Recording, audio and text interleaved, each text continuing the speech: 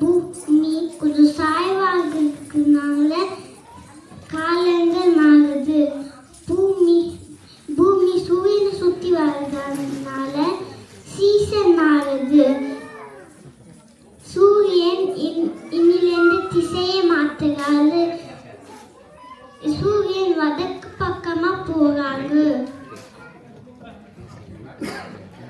சூரியன் மகர ராசிக்கு வராரு. வானத்துல இந்த நடக்கிற சேஞ்சஸ் தான் பொங்கல் பண்டிகை.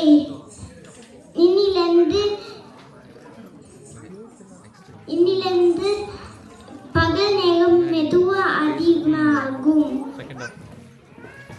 விண்வெளியில் நடக்கிற இந்த சேஞ்சஸ் தான் பொங்கல் பண்டிகை.